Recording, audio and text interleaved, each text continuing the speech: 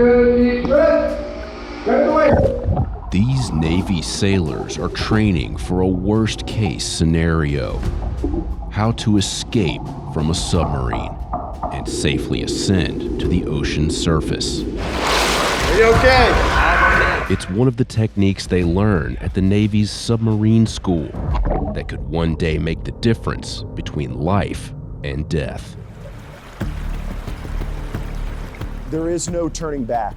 Once you make that dive and you're on your mission, you can't just bail out. So you got to be committed. Training happens here at the Navy's Basic Enlisted Submarine School, or BES, located about halfway between Boston and New York. Every year, more than 5,000 students attend the school.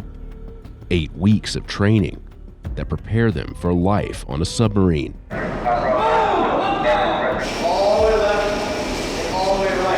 And the danger that comes with it. They will see real flooding situations. They will actually see a real fire and go through a real submarine escape. Okay. So that way, the first time that they ever might have to deal with it isn't in an actual casualty. Just lost my breath. I'm saying, hold on. Hey, relax, breathe normally, don't turn clear your ears, all right? It's hard to believe a year ago I was sitting in an apartment doing jack squat, wasting time, and now I'm doing about as cool a thing as you could possibly do. With life-threatening hazards like flooding always a concern, why would someone want to work on a submarine in the first place? I watched a lot of submarine movies growing up, and I've always thought they were really cool. I thought that it was cool that they went down under for so long and nobody really knows where they go. I was interested in the submarine force because going underwater is unnatural, and that's cool. I knew it was something I wanted to do. It's something challenging, something a lot of people don't get the opportunity to do. Submariners make more money. It's true. Enlisted sailors who qualify for submarine duty make $85 more per month, increasing with years in service.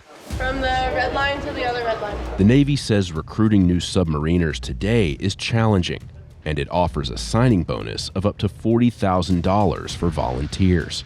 But not all sailors qualify to work on a sub. They have to have a high enough ASVAB score. ASVAB being just kind of a blanket entry-level aptitude test for all military service. Along with the ASVAB test, volunteers for submarine duty go through a mental health screening and, according to the Navy, can be disqualified if they are diagnosed with depression or anxiety disorders, medical issues that don't necessarily disqualify applicants from other roles in the U.S. military. Some of the mental stressors that sailors will be dealing with when they're out on deployment, feeling overwhelmed with the amount of responsibility and the amount of tasks that you're assigned, not being able to communicate with friends and family and loved ones back home. Shooting 2-4 in 3, 2, 1. Students primarily train to work on next-generation Virginia-class submarines. This is what it's like inside one. About 377 feet long, the sub is powered by a nuclear reactor and loaded with explosive torpedoes. Sailors have to live and work in very tight spaces.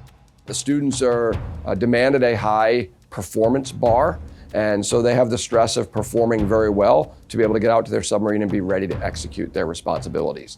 Our community being as small as we are, approximately 130 to 140 people per submarine, relies on every single individual to perform their duties from the minute they walk on board. Mishap. Any unplanned or unexpected event cause. After weeks of classroom instruction, students confront the lethal risks on a submarine head-on in simulators, beginning with one specific nightmare scenario. Flooding in the engine room. Damage control reported. Fighting a flood on board. Students train inside what's known as the Damage Control Wet Trainer, which simulates flooding in the engine room due to ruptured pipes. You want people to be able to respond quickly and accurately be able to report where the flooding casualty is and get people there as quickly and as organized as possible. Our trainer employs flows of up to 1,200 gallons per minute. We keep 4 instructors on staff at any time we're running the trainer. So there's gonna be 1 inside the trainer, keeping an eye on safety. We then have a designated person behind a window that is also watching just for safety. There was water constantly blowing in my eyes. Like, it felt like a really extreme water park almost. It was one of the most exciting experiences I've ever gotten to do.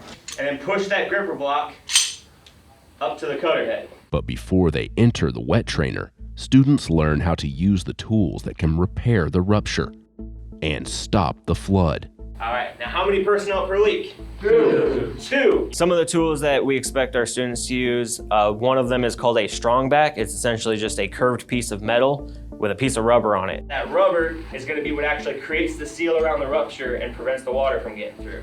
Making sure that I could patch it up with just a normal metal patch.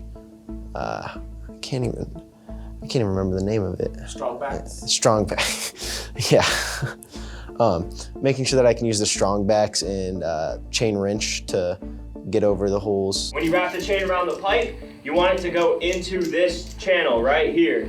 If you do not put the chain into that channel, you will not be able to hook the teeth onto the chain. Another one is called marlin.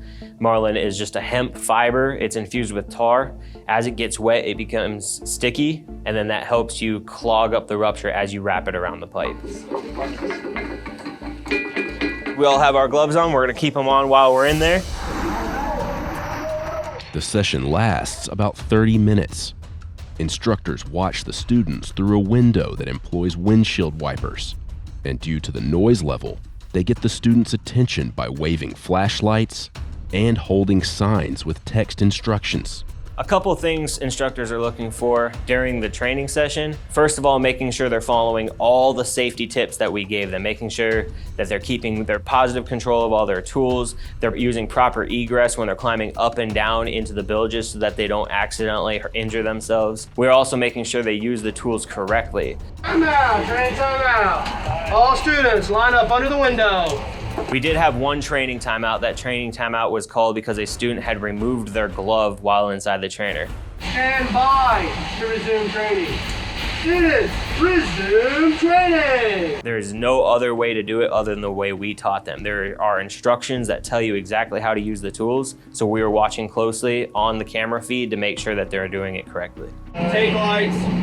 Take lights on. Some of the issues we recreate in our damage control wet trainer are simulation of loss of lighting. They are then going to use battle lanterns to help them see. Straight down. Damage control wet trainer was astonishingly interesting and fun. My heart's racing. It feels incredible. Sitting there with hundreds of gallons of water spraying at you, it's hard to breathe. So then you have to force yourself to do it. It's not easy, but they prepared us for it. And once we got in there, we knew what to do and got the job done. This actually happened in both teams. You both said no damaged equipment. Yeah, because we thought you were talking about like the bag itself and not the wall. Ultimately, the students did do a very good job in combating the casualty. We did see a couple things here and there that were a threat to safety, if you will, but we were able to remediate the students, get them fixed, and then they were able to combat efficiently. And New London, Connecticut Submarine School is jammed with new students, and there are long waiting lists of enlisted men who want submarine duty. Founded in 1916, the school trains sailors to man the 71 U.S. Navy submarines actively serving around the world. Submarines fill a very important role of being the first in the fight for anything the Navy wants. We are forward deployed all throughout the world, all times a day. How's our older ship stable? Recommend go to the bridge. We specialize in anti-submarine warfare, surface warfare combat, and during peacetime we conduct reconnaissance and surveillance operations. Submariners make up the smallest portion of our military, and we have a proud, rich heritage dating back to World War II. Battle station missile for days of launch. Anywhere we need to be, we're going to be there. And the stuff that we provide is invaluable. I mean, most things we really can't talk about. While submarines are powered by nuclear reactors, they can also carry nuclear weapons and explosive torpedoes. All 118 sailors aboard the Kursk died immediately after the accident. In 2000, the entire crew of the Russian submarine Kursk perished after one of its torpedoes exploded, causing it to flood and sink. Which is why learning to control fires is paramount to survival on a submarine. So fires on board a submarine, I would say, are fairly common. Most of the time it is something small. The purpose of this training that students went through today is to ensure that it does not grow beyond that. It is about immediate fire response. That way we can teach the submariners that are going to the fleet to fight and run towards a fire instead of running away. When you hear the general alarm, everybody immediately reacts as if their life depends on it, because at any moment, it absolutely can. There are 3 risks that are associated with CO2. We have shock, we have suffocation, and we have freezing hazards. Instruction starts in the classroom, where students learn about their gear and the different types of fires they will have to face. You hold it by the hose. The reason why is because you do not want to cover the aerator nozzle. I, like my 4-year-old, love bubbles. But you can't have bubbles if you cover where that air is going to be part of. Students' general reaction is that it may seem very basic, kind of dry and boring, but then that completely flips as soon as they come down into the trainer. And they're immediately expected to implement all of that knowledge. And I don't think a lot of them truly understand the gravity of that until they're seeing a fire that is, the length of the entire wall.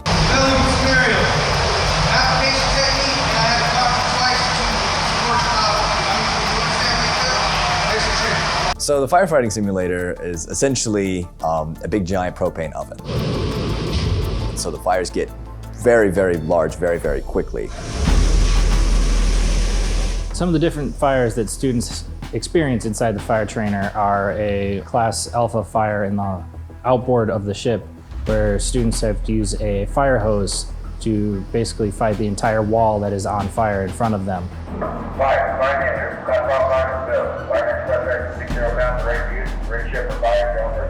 After that, they fight a liquid fire in the bilge, simulating an oil fire, and having to create a blanket of foam on top to suffocate that fire.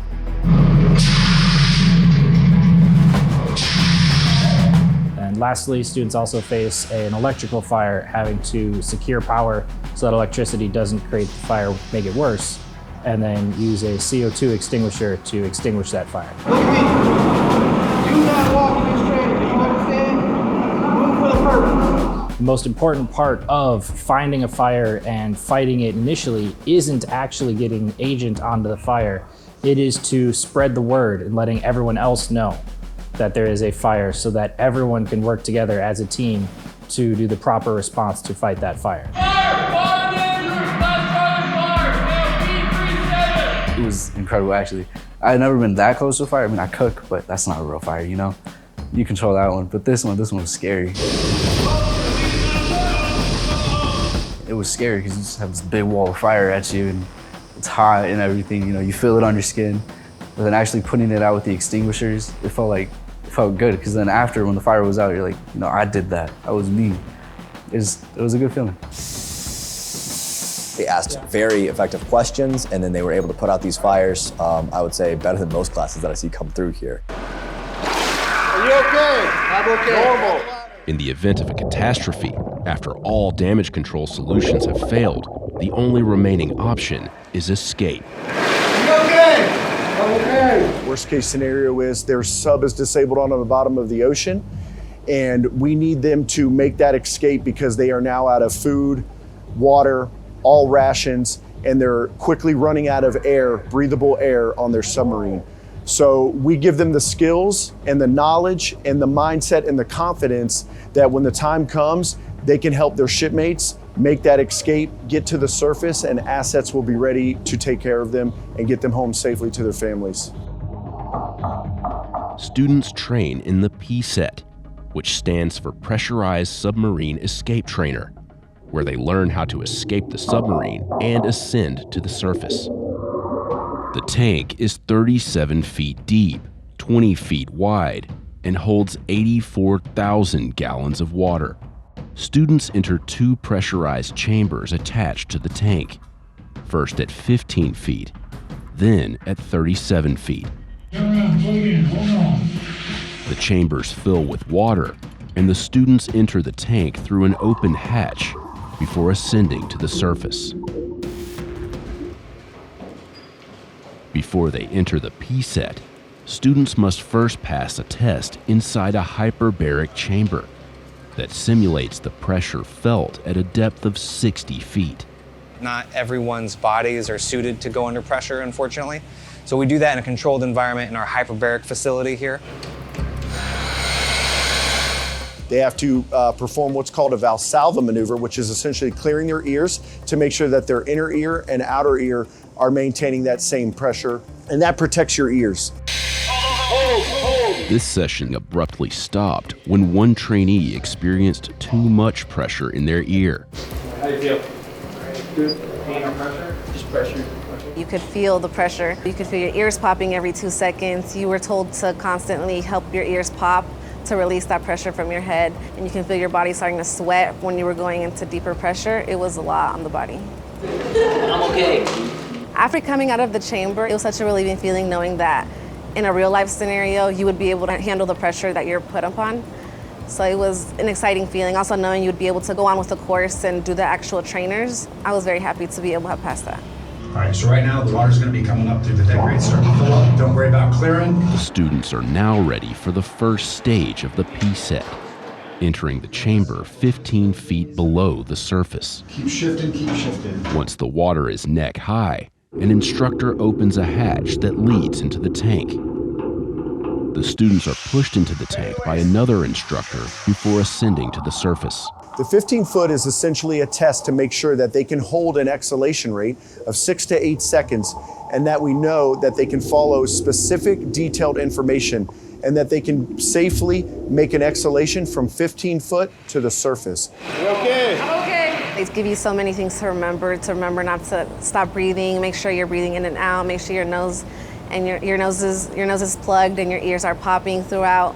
They tell you to hold on to so many things, and it was definitely a lot going through your head, especially never having an experience in submerging in water. The biggest thing I thought about was how different this would be in a real life situation. You had to remember to take it seriously, because the reason for this trainer is to be ready if this were to happen in real life on a submarine. Students then go deeper to the chamber 37 feet below the surface. They don an escape suit, which provides air to breathe during the escape. The 37-foot trainer, that's the final boss, as they say, or the real deal. Any questions? Nope.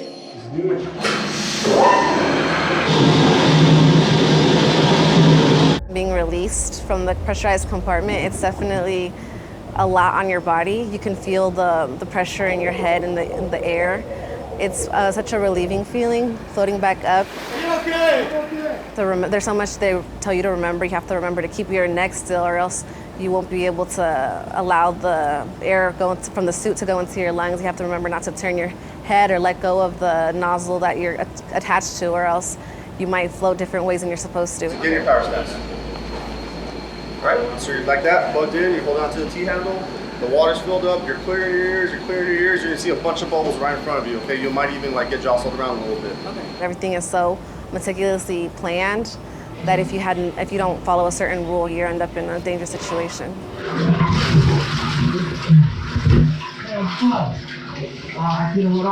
They will actually plug into an air system setup simulator like there would be on a submarine.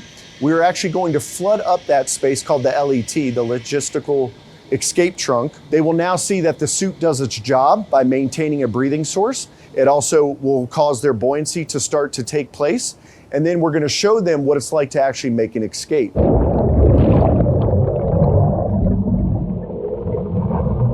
Whenever the room filled up with water, I was making sure that my ears weren't going under pressure, which that was a big part of it. I almost didn't even notice the water rising with me. Once I had realized that it was all the way up to my chest, I was like, wow, that's pretty cool. Great name. FT Bank. How do you feel? Did you breathe normally all the way to the surface? I absolutely feel confident in that I could survive a submarine failure, because even though I feel like it would be really hard to do in the moment, just getting everything together, making sure that I could get out, I feel like I would calm myself down, get through it, and just make sure that I'm doing all the correct techniques that they taught us and making sure that I stay calm and make sure that I can do it. How was it? It was fun. Good. I like this one more. Than the 15 foot? Really? 100%. One surprising rule the students have to follow during the escape training is to never hold their breath. If you hold your breath, your lungs are going to expand, expand, expand. That air has to go somewhere. Eventually the walls of your lungs are going to fail you, and it's going to come out the wall cavity and cause issues on the internal side of your body. It's going to start shifting things, and air is going to go where it doesn't belong. With that being said, as long as you make that exhale, which is what we teach the submariners here, you're now allowing that air to escape out the way it should. It's tough to know how you're going to react in that moment, but we need them to know that help is up above, not down below. What'd you do wrong? Didn't see y'all. Students learn survival techniques to employ once they've reached the surface.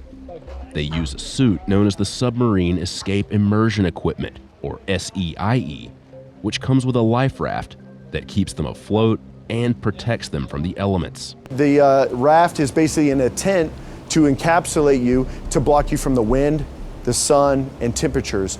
Along with that is also a very, very bright color, a fluorescent orange, so you can be seen from aerial views as planes, vessels, commercial vessels can see you hopefully coming in the distance if they're scouting for you. Instructors manually simulate the motion of rough seas to give students an idea of the conditions they may face on the surface. Once you make the escape from your submarine, you could be alone when you get to the surface. So with your suit and the knowledge and the skills we give you to survive on the ocean, waiting for assets to come and rescue you, along with your shipmates that will make that escape with you, we give them the necessary skills to survive, protect themselves from the weather, from the elements of the atmosphere. Good job on surface survival, everyone. Give yourself a round of applause. Seaman Recruit Bonner, Pittsburgh, Pennsylvania, ITSA School. Friends and family gather to see the newest class of U.S. Navy submariners officially become part of the silent service. I proudly serve my country's Navy combat team with honor, courage, and commitment. One of my favorite parts of this job is seeing the transition that our sailors make as brand new sailors fresh out of boot camp that don't really know what being a submariner means, and watching them as they progress over the 8 weeks that they're here and leave here as ready to qualify in submarines. They are now submariners. Booyah, USS Trout! Booyah, USS Trout! Booyah, submarine! Booyah, submarine!